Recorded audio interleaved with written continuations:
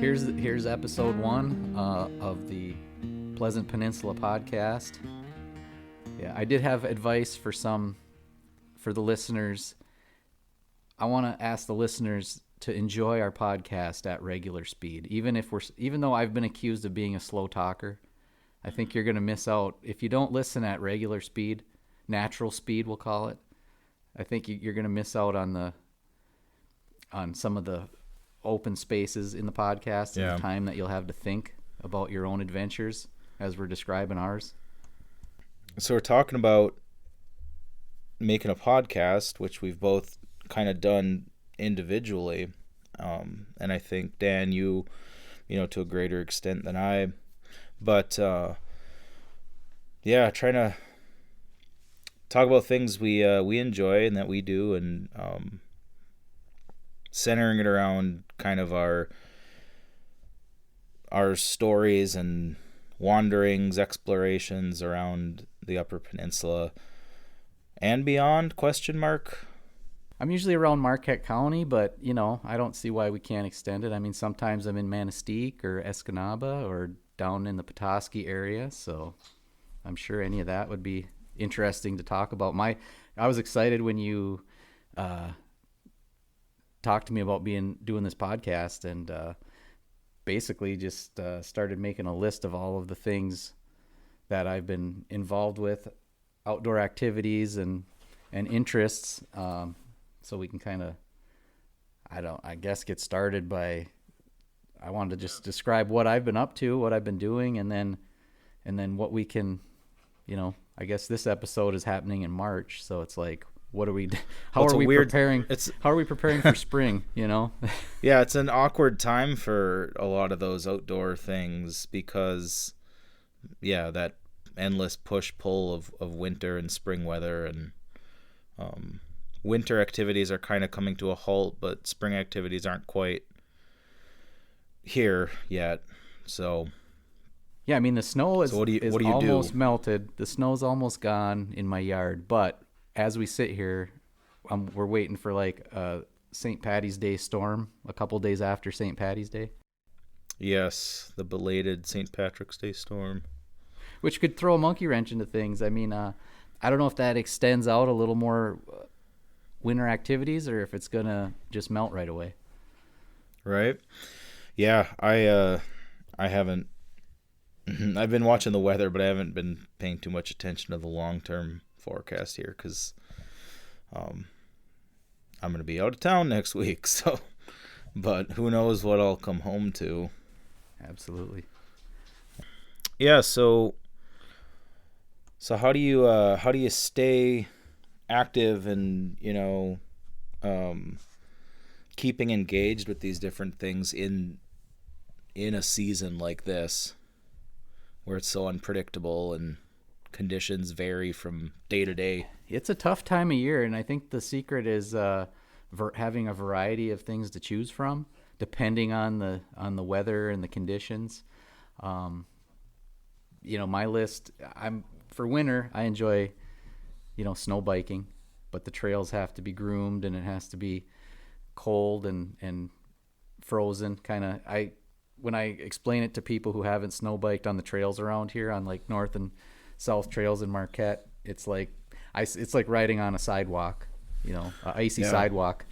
It's got to be hard packed, and even though you have the fat tires that are aired way down to 4 pounds or 5 pounds, but if it gets too soft, you're not going anywhere. It turns into a hassle right away. That's something I didn't quite understand about, when I first learned of that sport.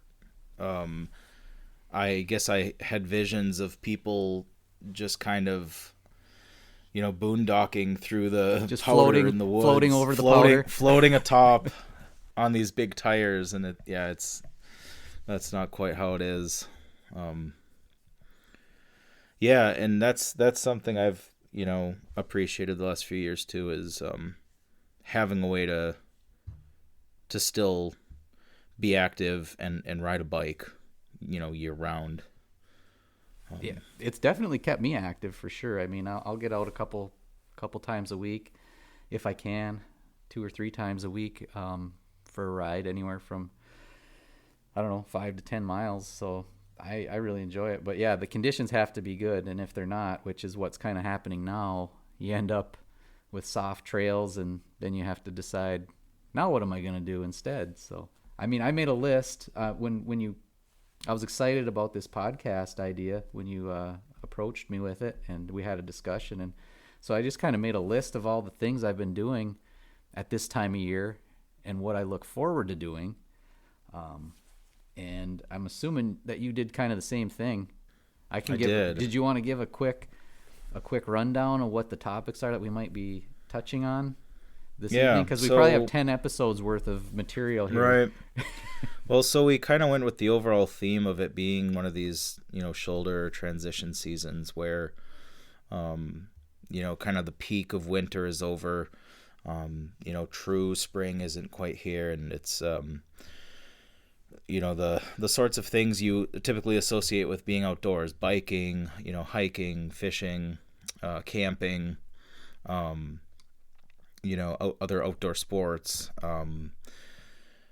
It can be an awkward time of year because you might get a really warm day where you can get out and do some of those things. You might get some cold weather, kind of extend winter. I follow the Nakaemanon Ski Trails page, and they kind of always, I'll follow their posts about how long can we extend the ski season, before we have to call it quits on grooming the trails. And so I mean, for me, I do like to get out and do some things as I can. This past weekend I got to go out ice fishing. It's probably going to be the last time.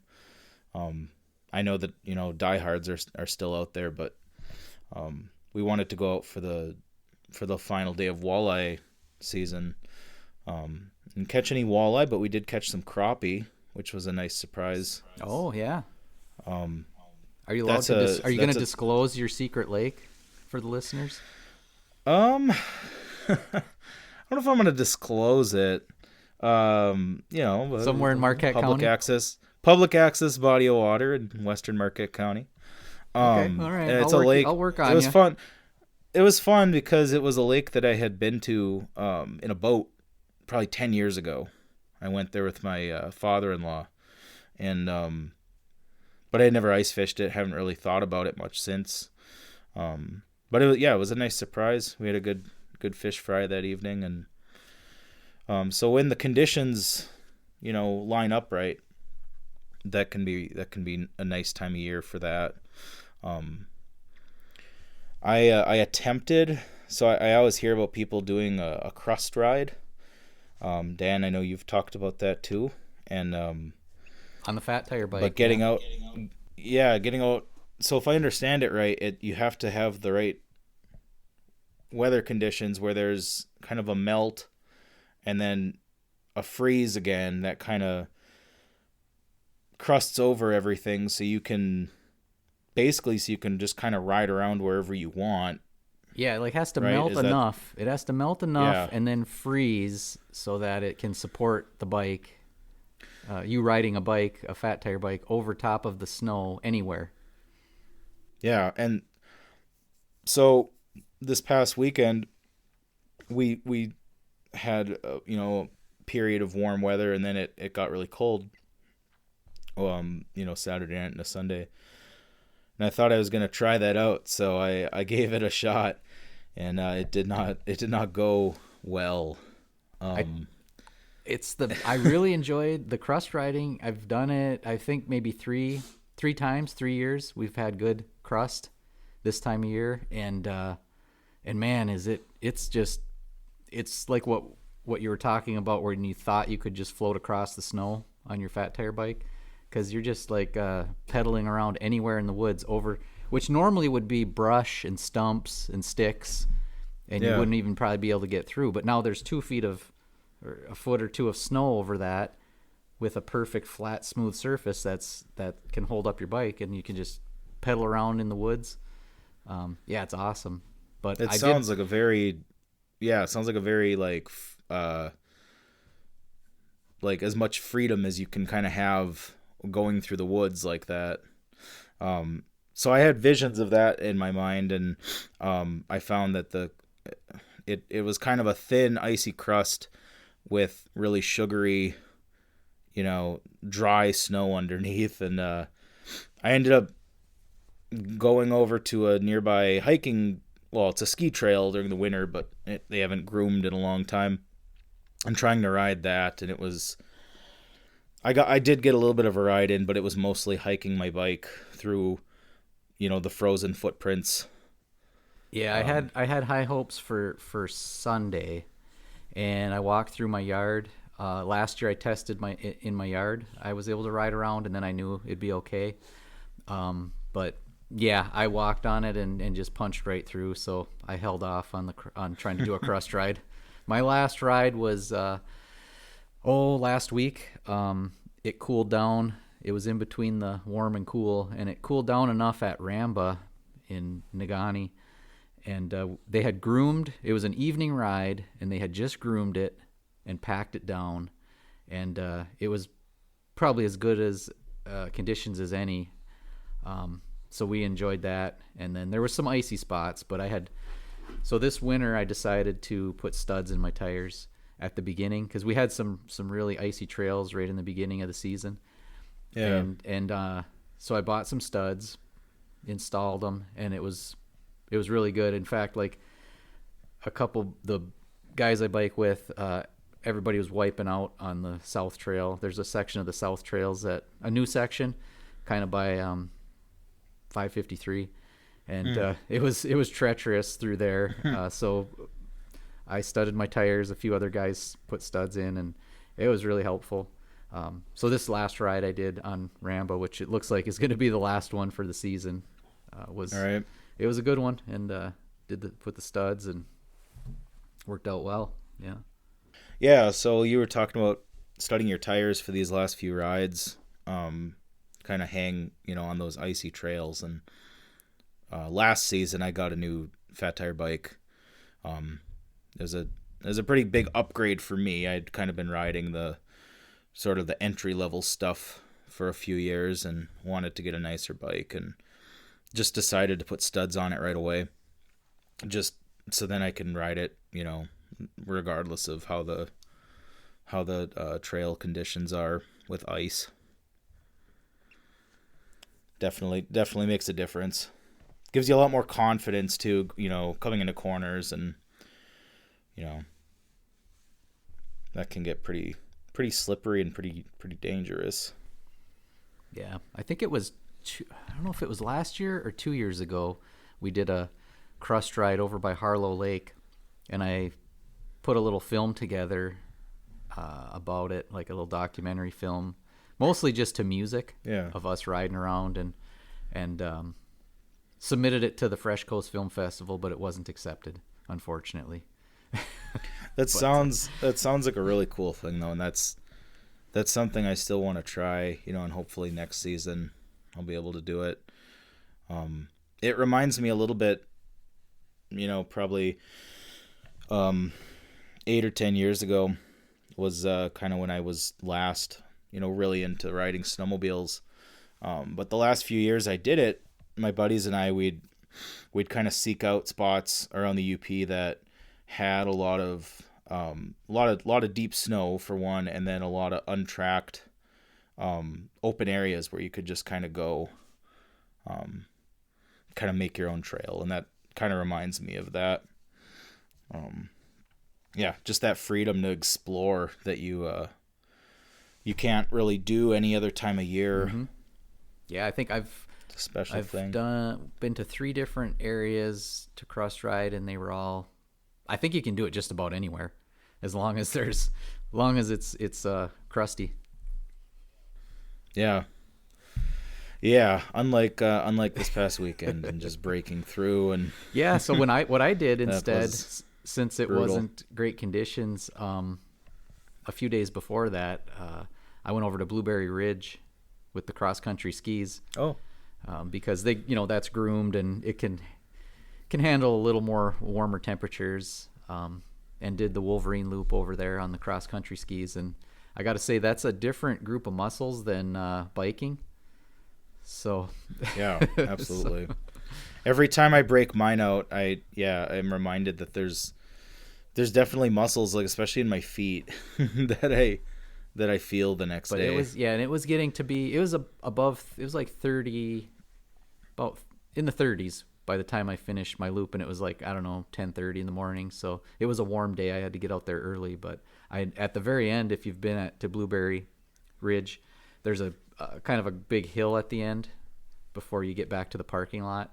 And there's a lot of pine needles that fall in that area. Yeah. And some leaves, but you have to be careful because you're coming down the hill and you kind of hit these pine needles, and it can be sticky on the bottom of your skis. So you like kind of have these like abrupt stops as you're trying to slide down the hill. And oh yeah, when I got to the bottom, that sounds like a way to throw you off balance. And I'm like, well, is there? And it's like pine needles. So I was like, well, maybe there's like a little bit of pine sap in there too. So I'm like, it felt awfully sticky during my skiing that time, when I just went last time, and actually at the very end it was almost like I had a wad of like sap on the bottom of my ski.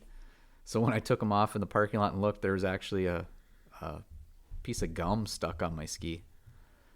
So someone had like chewing gum. Yeah, someone had spit chewing gum on the trail, and I ran it over with my skis, and there it was. Unless it was like this perfectly made bright green ball of like pine sap, I think it was just someone's like winter fresh gum or something that they spit out on the trail. I was like, come on. I thought it was gonna end up being like a new treat you made out in the snow with the pine sap. No, and I didn't want any. I don't want any ABC gum.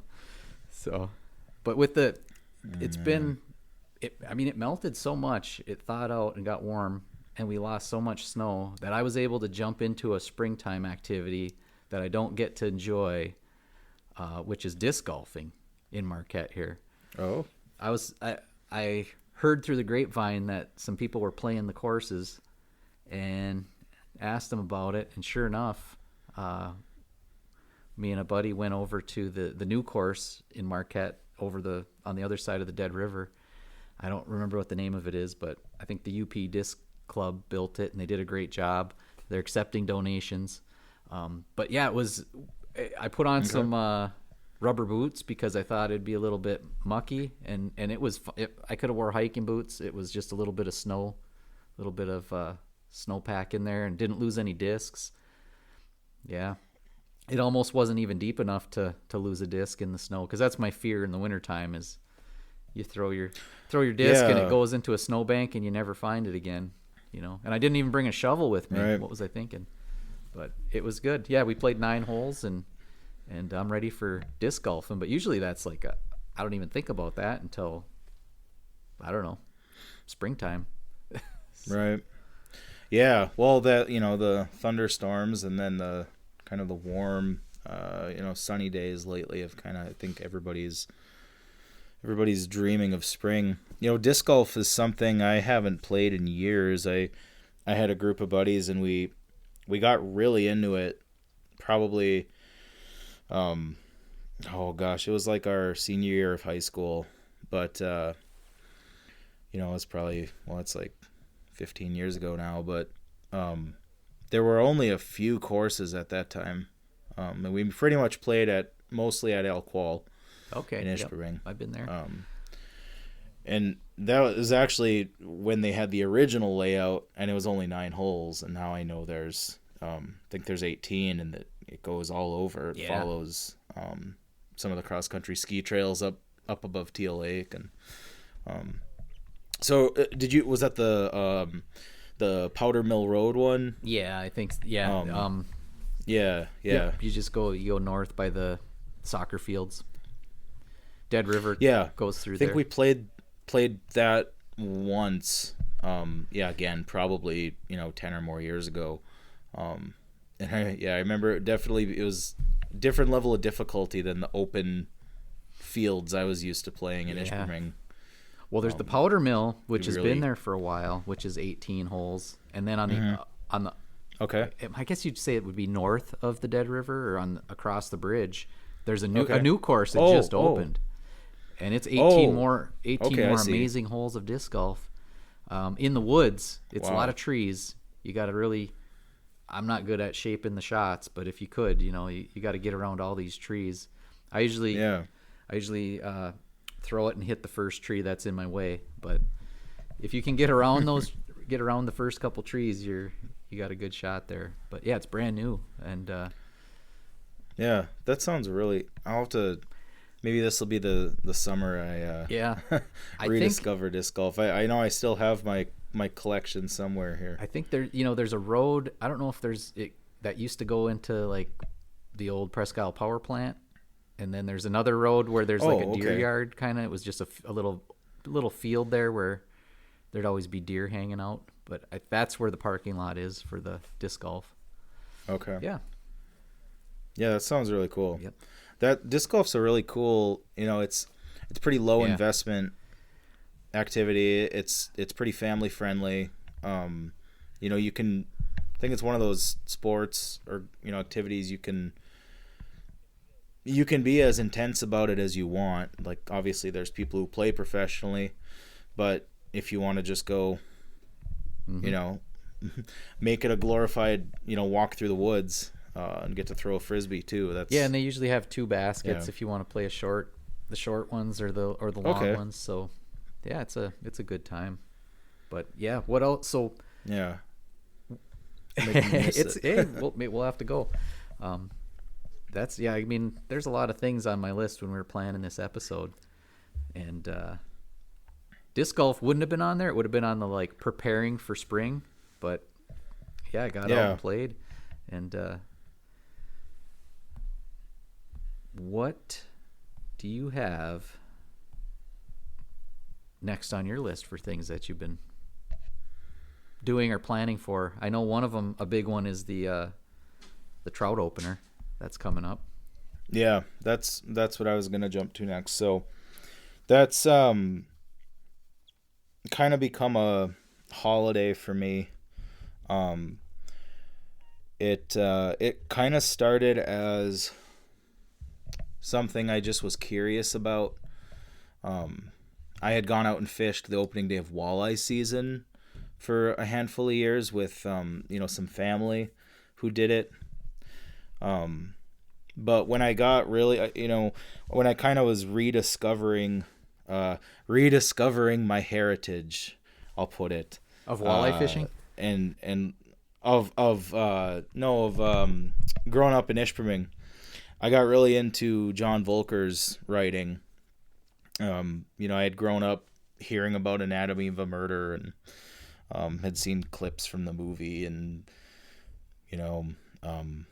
landmarks and stuff. But when I started getting into his fishing books, he writes a lot about fishing the opening day of trout season, which as far back as he was writing, which goes into the 1930s,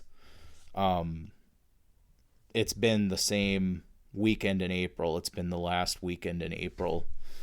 Which some years we can have really nice spring, borderline summer weather, and other years it's really another blast of winter.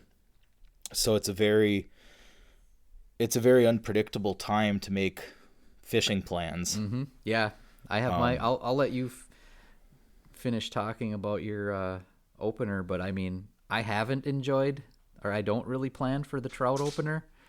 And one of the things I have here is the Teal Lake Meltdown, right? That's where they put the structure out on Teal Lake, and then you guess when it goes through the ice.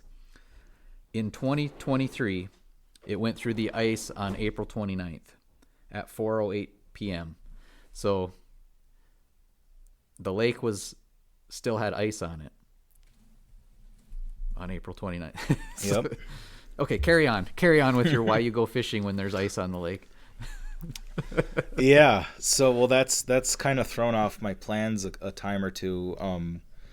So I haven't been fishing it for that many years compared to some people who, have been doing it their whole lives and going out. But, I remember distinctly the first year where I had wanted to go out and, so I had a couple years where I was kind of exploring still, and had done some stream fishing during the summer, and started to kind of learn a little bit about how to catch brook trout in a stream. And so at the time, I didn't really pay attention to what streams do throughout the year and how the water levels change. And so I remember going out, on the opening day to one of these streams I had been to the previous summer, kind of expecting like I'm going to have this, leisurely walk through the woods. And yeah, there were feet of snow. The river was like 3 or 4 feet higher than it normally was.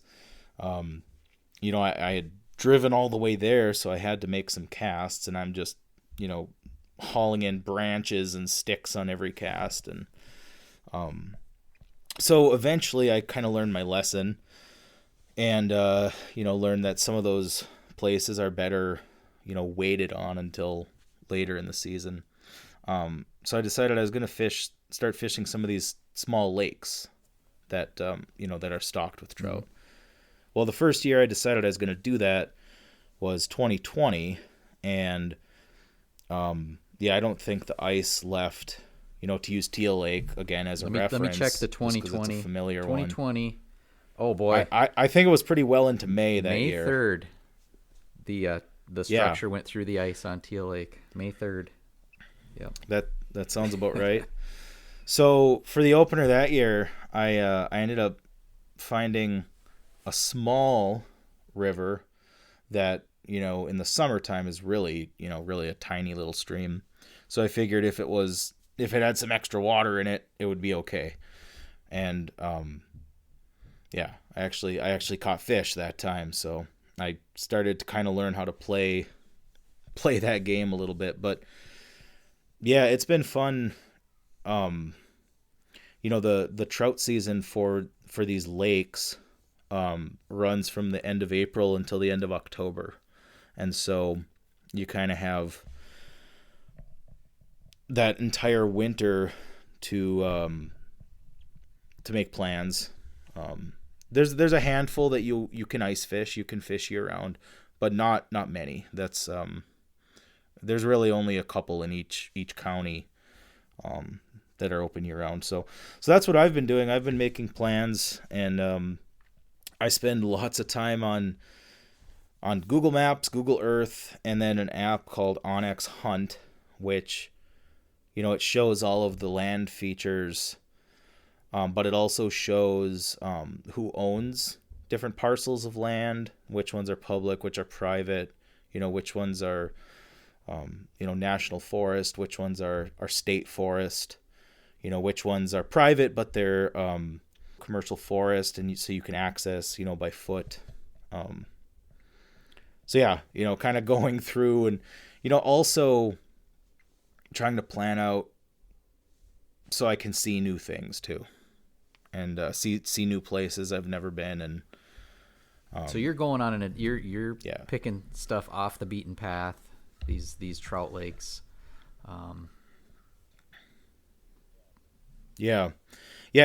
surprisingly, one of the ironies of fishing these small lakes is, so there's not that many people really compared to other kinds of fishing who fish these sorts of places. But I have found on opening day, a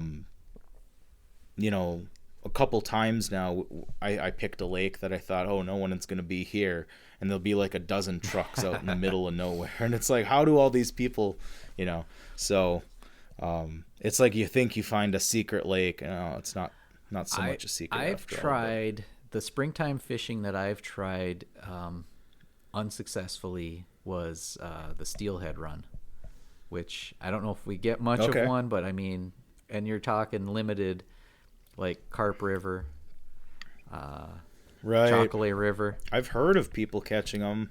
Yeah. And I mean,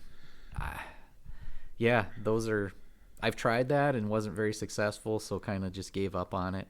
But that's they're right in town, so it's so easily accessible. I think people fish them all day long. And the other thing, here's one, maybe for the listeners, an easy an easy access trout lake. I don't know. I don't have the regulation book in front of me, but where does Lake Angeline fall in that? Because that's right in Ishpeming. Right. I mean, I can give that away. I can give away Lake Angeline. I mean, come on, it's right in Ishpeming. Oh yeah, 100%. It's stocked by the DNR. So Lake Angeline's not even classified as a, what they call a designated trout lake. Even though it's stocked with, I think, pretty much all species. Splake, yeah, I think there's trout, some lake trout. Splake, brook trout, lake trout, and I know I've caught rainbow trout out of there. One very small brown trout. Yeah, so that one's open to fishing any time of year. There's not really any stipulations about what kind of lures you can use. It's pretty wide open. I think really the only regulation to know is I think fish have to be 8 inches to keep, and I think you can keep 5. Okay, that's really, it's pretty loose. And there are other things in there. There's some bass. There's some bluegill, and some like panfish and stuff. So yeah, that's definitely a good, easy to access one. Another one that is kind of right on the side of the highway, not too much of a secret, is Alberta Pond. Yeah, is that Baraga County? Almost to Lawrence. That's Baraga County, yep. But about 45-minute drive. Well, from Marquette, I guess it's about an hour, but right off the side of US 41. Easy to access. People ice fish it. It's despite being right on the highway, it actually is a pretty scenic little pond. You have the really big hills, up in the that really high terrain of Baraga County. I've never fished it. You're getting pretty close to the Mount Arvon area up there. You know what I have done? Yeah, I tell you, I fished the lower harbor. Well, right in front of Founders Landing, with a spawn sack in the springtime. Off the pier. Well, I there? waded out into the water with my waders, right off the rock. Okay. Where the creek goes in, just right in front by the Hampton Inn. Just right in that little bay. And I hooked into something really big, and I was just my strategy was, I was pretty far out with my waders on, probably and I was just gonna back it up onto shore because it was tugging, and ended up breaking my line before I could even see what it was. But I think there's northern pike swimming around in there too. Like, it could have been a. I think could have so. been a steelhead. I've heard of them. A salmon, maybe. But pike are in there. Yeah. So it might have been a pike, a giant Lake Superior pike. I know. A few winters ago, when the harbor froze over pretty solid and people were ice skating and ice fishing, I went out ice fishing on the harbor, and there was probably at that point there was close to a foot of ice. Nice clear ice. And I caught a pike out there. A big one? Which was unexpected, but kind of. I think I don't remember if I measured it, but it was probably right around that 24-inch, legal minimum. But I know I've heard stories of bigger ones, like some of those old wooden, dock pilings that kind of hang around. Yeah. And, that's on something I want to do this spring and summer is take the kayak out right there in that area on a calm day and paddle around, because I've thought about that too. It's very sheltered. I think it's pretty safe. You're close to. You don't have to get too far away from shore. The ore dock is there, giving you shelter. And in those pilings, I've heard there's giant pike swimming around in those pilings. Yeah, I mean, and that's such a interesting area to be able to go out and fish too, because it's it's Lake Superior, but you're kind of surrounded by all of that history and those iconic Marquette. Does Marquette have a skyline? I was going to say the Marquette skyline, but that's not quite what I was going for. The landmark inn and the old ore dock and Yep. Well, another thing So as we get further into spring, um, I know you mentioned bird watching and kind of listening for birds, and I've noticed I had to look this up because I was really bad at describing what it was, but I heard a bird recently that I knew I hadn't heard since last spring, and I was trying to figure out what it was, and I didn't get a good recording on I have an app that uses the phone microphone to ID birds. But finally, after lots of searching, I discovered it's actually a chickadee. Okay. But I guess they make a different call in the springtime. The males do. Instead of like the chickadee one, they do kind of this two-note, like... That's it. Just a simple little two-note thing. I was like, what the heck is that? So, yeah, black-capped chickadees, which I haven't heard in a long time. Yeah, I just got that.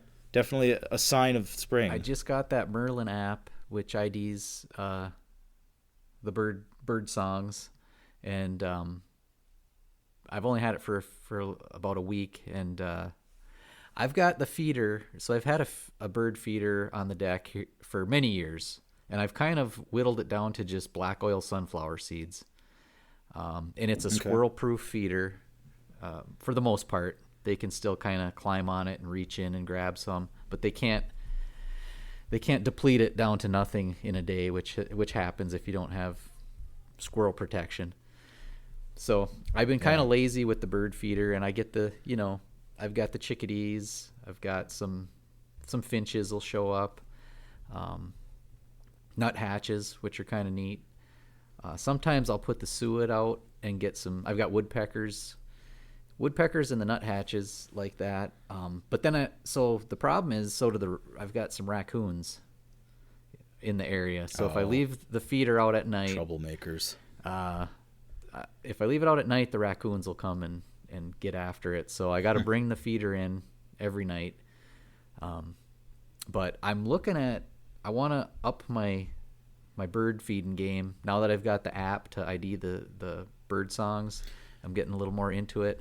But what I found is what I want to try is some safflower seeds. I don't know if it's good for around here, but I've heard cardinals like it, and I'd like to. Okay. I think I've seen a cardinal maybe once or twice. I don't know that they're up in this area all the time. There might be. Yeah, I think from what I've read, I think they're a little more rare up here. They like it south, yeah. And so maybe I won't even be able to track them, but I want to try if we can get them, I want to try safflower seeds, see what'll eat those, because I think they said squirrels don't really care for them. So we'll see. It's something to try. Yeah. We've put a feeder out a couple years now, and I think we just got kind of a generic, bird seed mix, because, my wife or I, neither of us really know a lot about birds. And so we always get robins that nest, underneath our back deck. And I always was wondering why aren't they eating this seed we're putting out? Well, come to find out, I guess robins don't really eat a lot of seeds, it sounds like. Sounds like they prefer like insects. I see them hopping around in the grass eating worms. But they will nest underneath the eaves in the same spot every year, and it's kind of hit or miss if the nest will fall down or not. But well, I know last year we actually, so there were eggs, and then because I noticed a nest, so I kind of went up there without try not to get too close or touch it, and I saw some little eggs. I held my phone camera out, and sure enough, there's some eggs in there. And then, so we actually found a slit, in our deck boards above that. We were able to peer down, and we actually did see babies in there. Oh, nice! Last summer, so that was pretty cool. The kids really liked going out and kind of peeking through that slit in the deck boards, and they were gone by the end of the season. So. Hopefully they made off okay. Yeah, well, I'm sure we'll be seeing the robins pretty soon. Yeah, and I'm trying to my favorite there. So like I had this similar story to yours where I heard there's a bird song or bird chirps that I recognized from years and years when I was a kid. I'd hear it, and I didn't know what bird it was, and I finally was watching YouTube videos, and now I can't think of the name.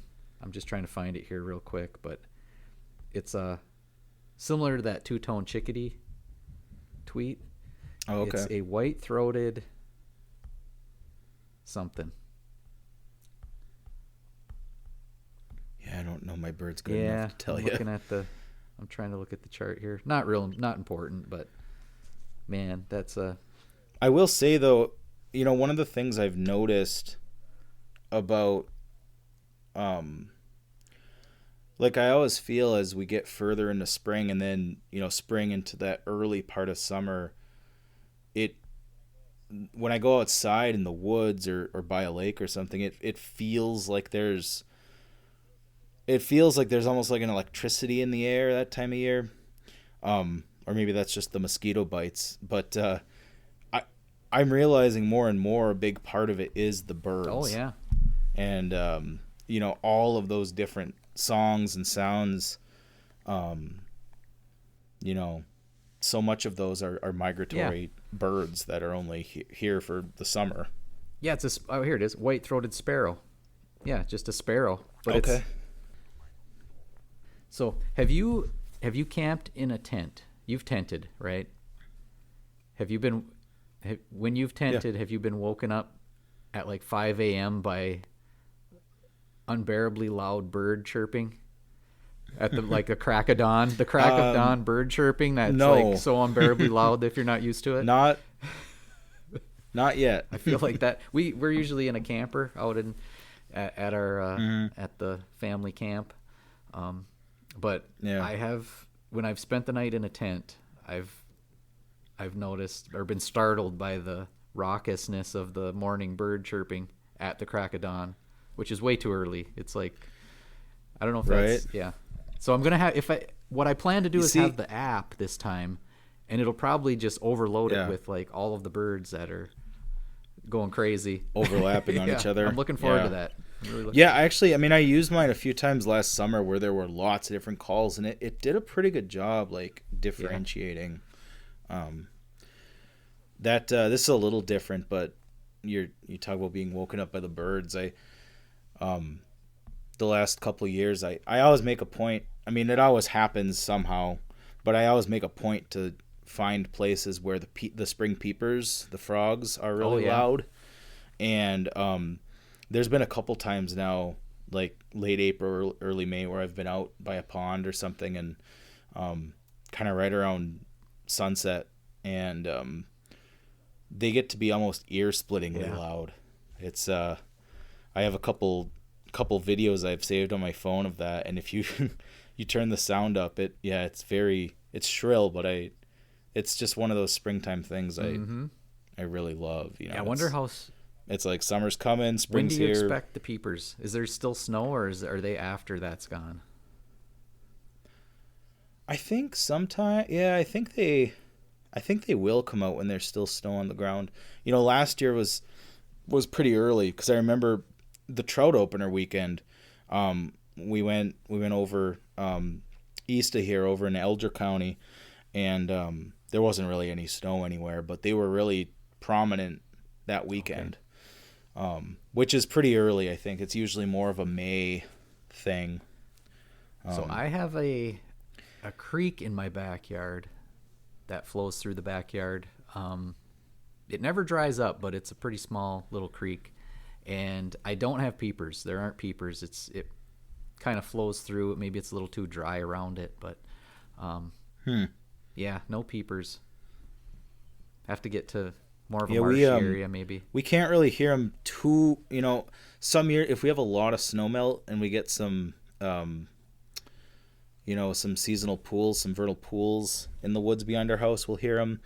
We'll hear them from across the highway from where we live, but of course, you have to be, out at the right time where there's not a lot of traffic noise.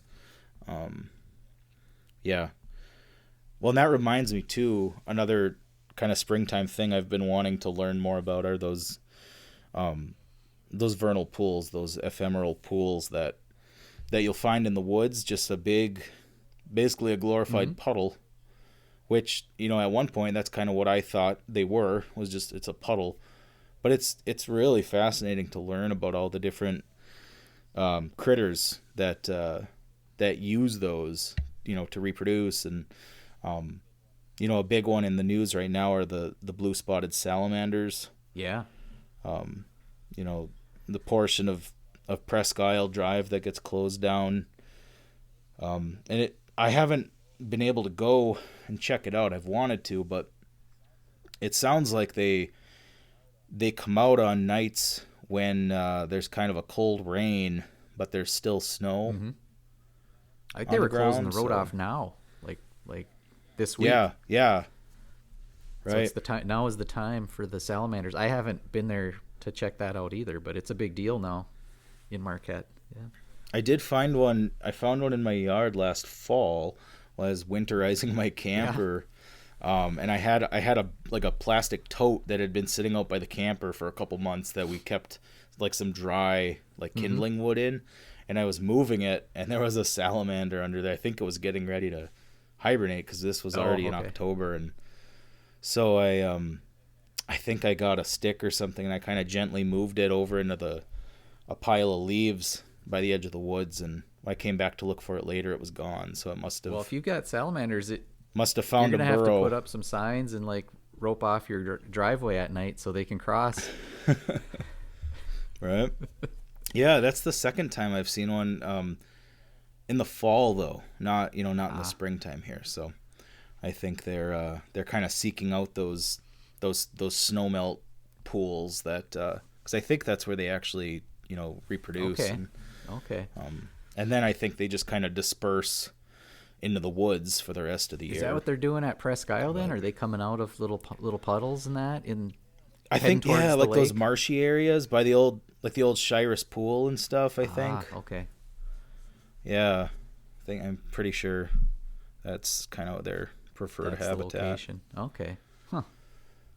Yeah, I think. I don't know. I haven't been, like I said, but well, thanks to wasn't it like an NMU student who did a study and kind of brought that to light, and now it's a big thing. So. Right. Yeah, it's kind of become a local phenomenon. Yeah, in fact, that a lot of people are. I've got some. Am I allowed to do some promotions for some nonprofit nonprofit group promotions that I'm involved with, because that ties in with this salamander. So the Start the Cycle is a youth biking group, nonprofit that teaches kids to ride mountain bikes on the trails and provides them with a bike. Usually they're students who aren't mountain bikers, but they learn some life skills. And we're selling raffle tickets for Start the Cycle. Okay. For e-bikes, they've got a pretty aggressive what is it? A Trek e-bike, Fuel EXE e-bike you could win, or you can win a pair of bike path cruising e-bikes. And so what we did this year, they decided to do these cartoon cutouts where you can, and they're going to be placed around Marquette, and by an artist who does children's books. And there's more. I don't have all the details in front of me, but there's more details on the website. But he's got these characters, and one of the mascot is going to be the blue-spotted salamander. And I think we were picking a name for it. I think it's nice. I don't know if it's Riz. I probably shouldn't say, but the blue-spotted salamanders on this cutout, and it's also going to have a spot for people to put their face through it and take a picture. And it's going to be at Black Rocks, and we've got one at going in at, there's I think 5 different spots, but the new Provisions, is that the new coffee shop? Ice cream and coffee down by the, I think, gelato and by the pier. Yeah, Provisions is going to have one of those cutouts and a bike. I think they're having a bike there to look at. But yeah, look for the cutouts. Nice. And on those, when you take your picture on those, there's a QR code that'll bring you to the raffle ticket purchase. Yeah. Yeah, and then Yeah, it's a That sounds cool great. organization. And then another thing that I can add is, so then the first, I think it's probably the first, one of the first bike races of the summer, is the Iron Range Roll. I'm part of the committee for planning the Iron Range Roll, and we give like our free sponsor. The sponsors get bike registrations, and if they don't use them, we give them to Start the Cycle so they can ride for free. But that's our now 12-mile bike race from up in Ishpeming by Lake Bancroft, and that's May 31st. So it comes quick. It's like it's like it is. Usually the weather's pretty nice, but it's one of the first events. I think there's another race in Munising on the same weekend usually, but it's usually the first weekend in June, but we're hitting May 31st this year. So that Iron Range Roll, so that basically follows the Iron Ore Heritage Trail from that Lake Bancroft, from the Cliff Shaft Mine area Museum, to, and where does it end? It starts at the Cliff Shaft Museum. For the first 10 years, we ended at the Commons in Marquette. Okay. Yeah, we'd bike right through Marquette on the trail, and then end at the Commons, and then we'd have our after party at the Ore Dock brewery. And I guess I can say we had a little bit, after 10 years, we had a little issue with our permits with the city of Marquette, and they disallowed us to have a bike race on the bike path just due to the heavy usage of the bike path, and it's a multi-use path. Sure. Yeah, they just said, they can't allow bike racing, and people are zipping down there. It's kind of downhill at that point, and people are picking up. They're picking up speed, and there's lots of road crossings. So we end it now. Yeah, as you get further into the downtown we were able area. to end it in Marquette Township at Barrel and Beam. So that's where the after party is, and it's a good race. It's our 12th year now coming up, so I'm looking forward to it, and it's kind of a family friendly thing. Get out on the Heritage Trail. It's a really nice ride. I haven't done the Iron Range Roll. I am thinking about it for this year, and possibly using a bike cart with one or both kids. But I have done that ride, from Ishpeming to Marquette Township and beyond, and that it's all downhill, but there are some there's a good variety of terrain in there, especially as you come through Negaunee Township.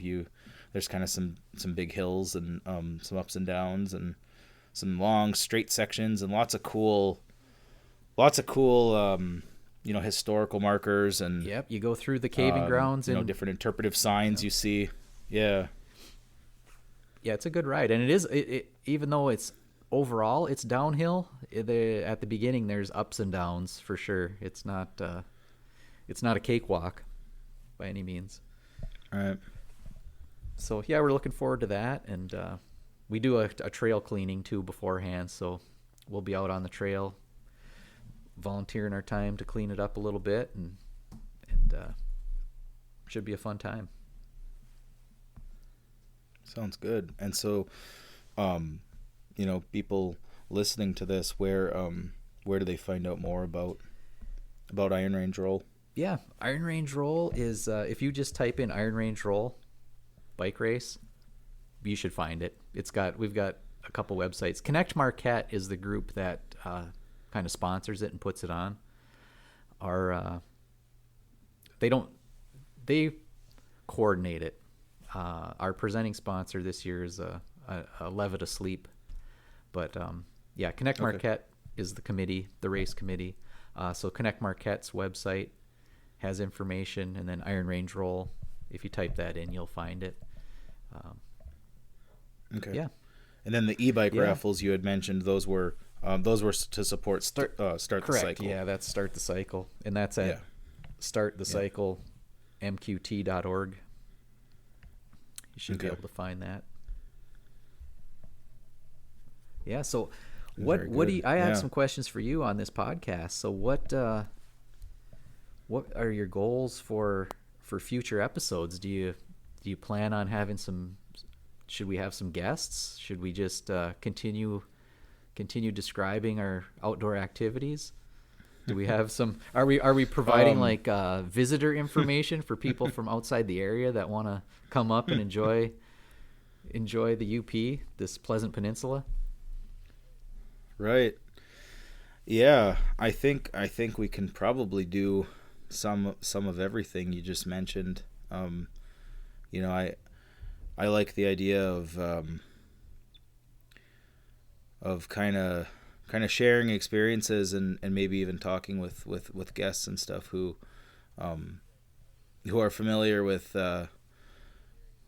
areas more off the beaten path, or maybe events or places or you know, restaurants or things like that are you know, maybe not as well known. Because of course, you know, you think of people coming to do a trip to the UP, you think, okay, Tequamanon Falls, Pictured Rocks, Kitchitikipi, Keweenaw Peninsula, you know, and Marquette, of course, downtown Marquette and Black Rocks, Presque Isle. But you know, those are all awesome, you know, iconic places, but there's so much to do. Sometimes you have to kind of look, but you know, even like we talked about, even during a time of year like this where it's kind of a downtime, you know, for those sorts of things, there still is, I think, adventure to be found and things worth doing and seeing. Yeah, for being a downtime, when I started making this list of things that I've been participating in, it was quite a bit. And I think, like, for me, the key is to have a variety so that you can pick, depending on what the day's like, what the weather's like, you know, you can have, there's something you can go and do. There's some sort of activity. And even if it's like watching the birds out the window or, tasting some bourbon. I mean, that's another thing. There's many activities we can touch on. So I agree, though. I think having, you know, being open to doing different things and, you know, because at one point, you know, there was a point where all I wanted to do was fish, no matter what the weather was doing, or ride my bike, or, you know, when I was younger, like throughout middle school and high school, I was really into golf, and I just wanted to go golfing, and so I couldn't wait for the snow to melt, and, but yeah, I think being open to, and even some of those simpler things, you know, that aren't as, you know, we're not necessarily out doing something physically demanding, but, you know, maybe paying attention to the change in seasons and to the birds and to the those subtle things that are happening in the woods, and that can be a lot of fun. Or like you mentioned, maybe just tasting some good bourbon or craft beer, right? Or what have you. You know what we forgot to mention? This is like maple syrup. Maple syrup season too. If you're talking about tasting something tasty. Yeah, and that's something when we talked about doing an episode kind of themed around this transition time of spring, that popped into my head right away, but it's something I've never actually participated in. You know, of course I enjoy maple syrup, but actually my brother-in-law just sent me a Snapchat yesterday, and he's out boiling his sap. I think he said he had like 40 gallons going or something. And I don't remember what the ratio is. Is it 10 to 1 like or 40 something? I think it's 40 to 1. He might have got 1 gallon. Is it 40 to 1? Yeah, I know it's something pretty crazy. So, but I know he did that last year, and he kind of showed me each step of the way. And one of those things I think, you know, I think I'll do someday. You know, we have a few maple trees on our property, and you know, especially for my first time, I probably would just, you know, maybe tap a couple trees, and, you know, maybe try to make a, you know, just a small little bottle of syrup. But yeah, so as I understand it, you kind of want that time of year where it's warming up above freezing during the day and then dipping down below freezing at night, right? To kind of get that sap running. Yeah. My neighbors tapped the maple trees right around here. I'm in Marquette Township, and, you know, there's a few maple trees, and the neighbors tapped them and ended up giving me a little jar of syrup and it's all gone now. But I got to give him the empty bottle back so he can fill it up. But I don't see them. I don't see the bags hanging on the trees this year, so I think they decided maybe not to do it, unfortunately. I did write a song about sugar maple trees, though. I think we both play a little guitar, right? Little acoustic guitar, little songwriting. Both dabbled in. Yep, I wrote a song called Sugar Maple Trees, which I won't sing for you right now, but that gets me thinking about, for this podcast, are we going to have a theme song? What's your ideas for a theme song on this? Because, like Discovering has the classic theme song. And then one of my favorite theme songs for an outdoors show is Outdoor Wisconsin. Have you heard that one? Okay, yeah. It's like Stick Your Nose Where the Wild Rose I don't know. Grows, Outdoor, do, Wisconsin. No, I don't that's think a good so. one. It's You'll have upbeat. to It's a send me more that. upbeat theme song. Yeah, you'll have to send me that. I'll have to give that a listen. Very familiar with the Discovering theme song. Before I even watched the show, I remember, my grandparents would be watching the TV6 News, and, no one was really watching Discovering, but it would come on, after the Monday Night News, and, the secret streams that flow. Yeah. Yeah. And Kristen Ojanimi. She could be a guest. Yeah. She could be a guest on the show, right? Partnered up.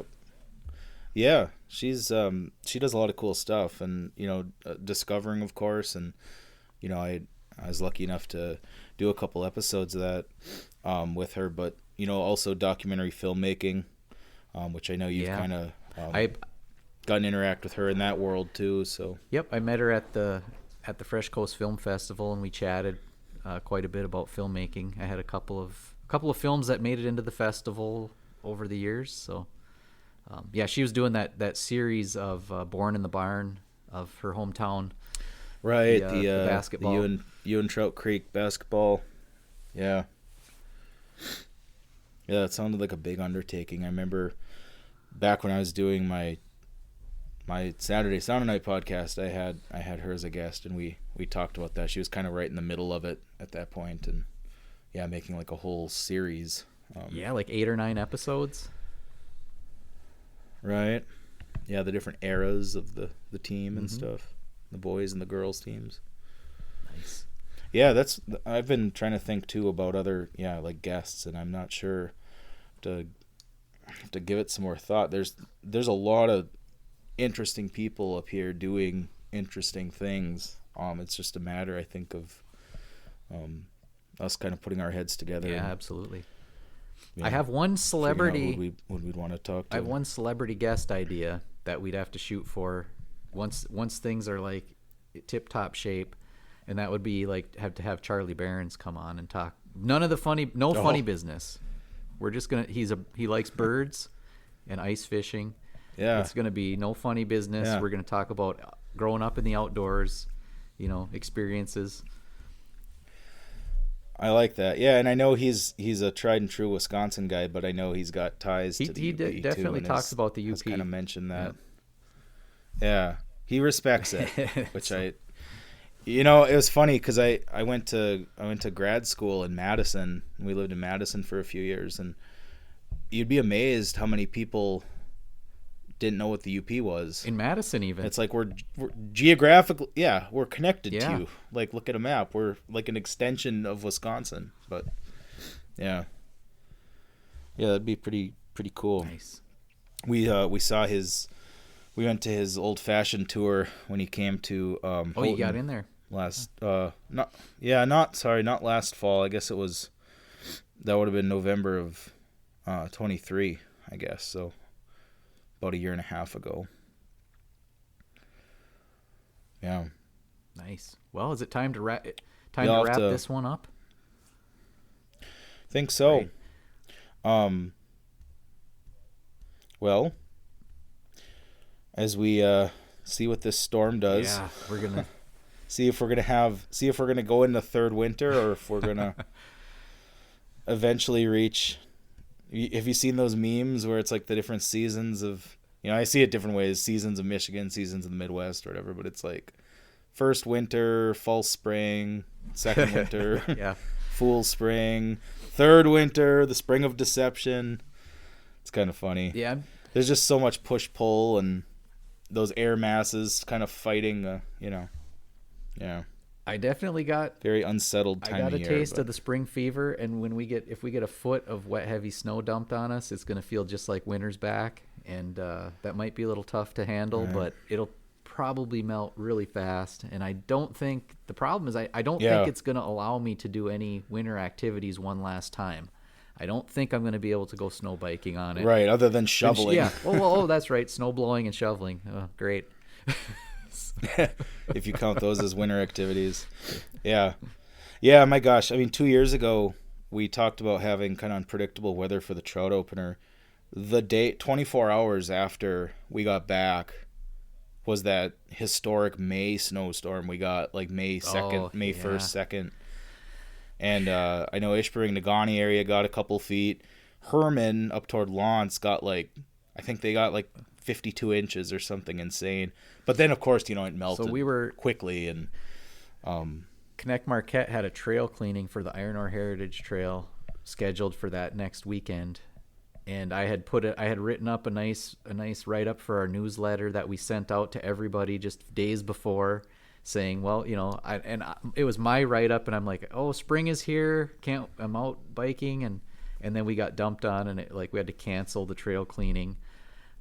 My newsletter write-up didn't make any sense because we were completely covered with snow everywhere, and it was May, so you never know what's going to happen. So the good news is whatever comes, it's not forever, and spring will eventually get here. Well, what do you think we should talk about on the next episode? Episode 2. That's a good question. I think it's going to depend when we're able to do it. Yeah. I mean, I know April gets pretty busy because, depending on what the weather's doing, be outside more and more, and kind of getting into the swing of spring type things.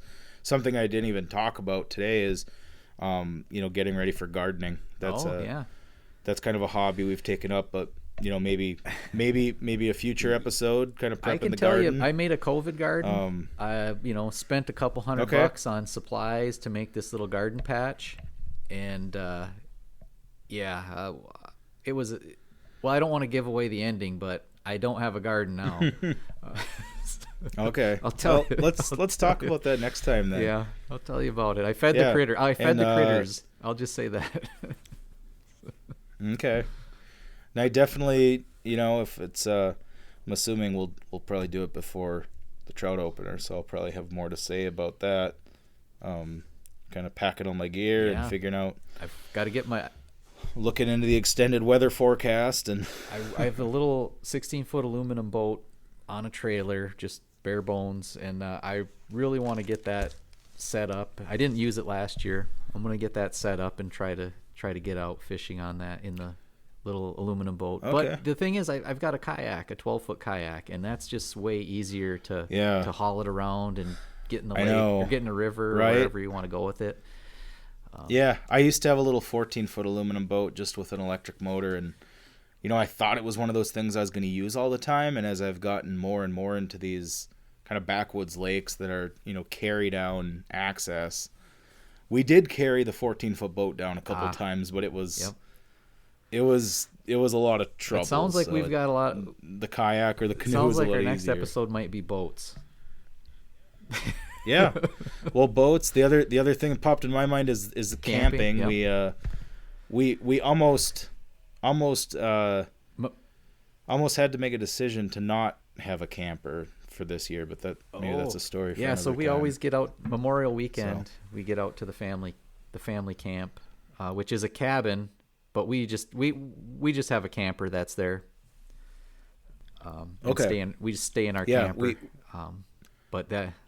We'll be out Memorial Day as well. And that's hit and miss too. Yep. I mean, there's definitely a hatch of biting gnats around that time of year, and then the weather's iffy. It still can get pretty cold at night too. Frost. I know we've had a couple. Yeah. Okay. All right. Don't give all away material. We're giving it all away. maybe next time we kind of talk about those spring and kind of prepping for summer. Yeah, people are going to probably want to follow up on whether or not you saw any of of the blue-spotted salamanders. I'm gonna get my bird tally going here. I'm gonna try to actually get into this, get some fresh seeds, see what I can attract. I wonder how I can find out when the certain migratory birds come back through, because they're not always here. I know I've seen interactive maps online on different websites that kind of track, where people are seeing them, and so, but I don't know any ones off the top of my head, but I know there are maps like that out there. That's sort of in real time. Sounds like a deep dive for the internet. Yeah. Great. Well, hey, have a good evening. All right. Enjoy this Pleasant Peninsula.